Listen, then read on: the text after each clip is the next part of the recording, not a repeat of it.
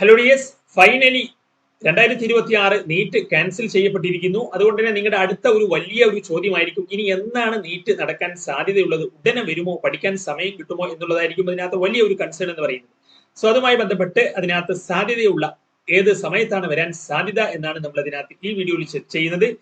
അപ്പം അതിനകത്തെ മറ്റൊരു കാര്യം എന്ന് പറയുന്നത്, ഇതേ സംഭവം 2015 ഇതിലോട്ട് പോകുന്നതിന് മുന്നേ ഞാനൊരു കാര്യം പറയാം. നമ്മുടെ ചാനലിൽ ഒരുപാട് നീറ്റ് ട്രിക്സ് നമ്മൾ കഴിഞ്ഞ നീറ്റ് എക്സാമിന് വേണ്ടിയിട്ടും മുൻ വർഷങ്ങളിലൊക്കെ ചെയ്തിട്ടുണ്ട്. ഒരുപാട് പേർക്ക് ഹെൽപ്ഫുൾ ആയിരുന്നു. കാരണം നീറ്റിന് വേഗതയാണ് ഇത് വളരെ ഇമ്പോർട്ടന്റ്.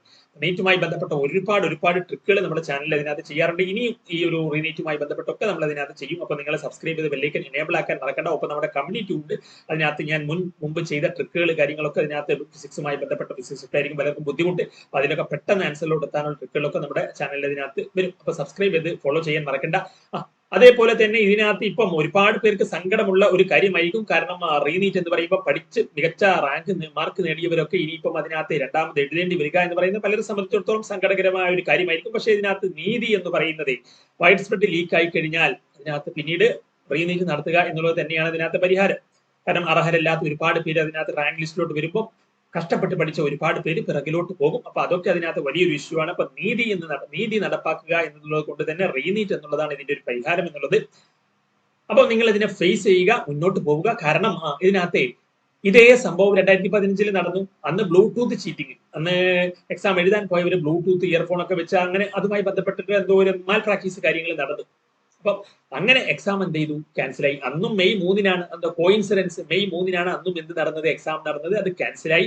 അന്ന് ഓൾ ഇന്ത്യ, അന്ന് നീറ്റ് അല്ല, അന്ന് REIPMT ആണ്. അന്ന് all India pre medical test ആണ്. അപ്പൊ അതിനെ വീണ്ടും നടത്താൻ വേണ്ടിയിട്ട് REIPMT നടത്തി. അത് നടന്നത് ഇതാണ് ജൂലൈ 25-നാണ്. അപ്പൊ നമ്മളിപ്പോ നിൽക്കുന്നത് ഇനി മെയ് 15. ഇപ്പൊ ഈ ഒരു, കാരണം ഇത് ഓൾ ഇന്ത്യ വൈഡ് എക്സാം അല്ലേ. അപ്പൊ ഒരുപാട് സജ്ജീകരണങ്ങൾ കാര്യങ്ങൾ ഇതിനകത്ത്, സ്റ്റാഫ് അതിനകത്ത് നിയമിക്കേണ്ട സ്റ്റാഫുകളെ റിക്രൂട്ട് ചെയ്യാൻ കാര്യങ്ങളൊക്കെ ഉണ്ടാവും, ഇതിലോട്ട് നിയമിക്കാൻ കാര്യങ്ങളൊക്കെ. അപ്പം അതുകൊണ്ട് തന്നെ ഇത് ടൈം വരും.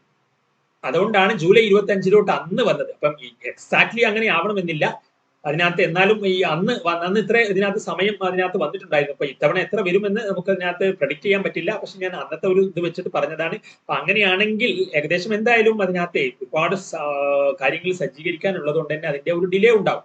അപ്പൊ അന്നത്തെ ഡിലേ വെച്ച് നോക്കുമ്പോൾ അറൗണ്ട് എന്തുണ്ട്, ജൂലൈയിലല്ലേ പിന്നെ നടന്നത്. അപ്പൊ ഇനിയിപ്പോ മെയ്യില് 15, പിന്നെ ജൂണില് 1.25 പിന്നെ 2.25 രണ്ടര മാസത്തോളം എന്ത് ചെയ്യുന്നുണ്ട്, സമയം കിട്ടാം. പക്ഷെ നിങ്ങൾ എന്ത് ചെയ്യരുത്, അങ്ങനെ വിചാരിക്കരുത്. കാരണം പറയാൻ പറ്റില്ല ഇത്തവണ എന്ത് മാറ്റമാണ് വരാൻ പോകുന്നത്. അപ്പൊ നിങ്ങൾ എന്ത് ചെയ്യാം, ഇനിയിപ്പോ ആ ഫൈനൽ റിവിഷന്റെ ആവശ്യമല്ലേ ഉണ്ടാവും.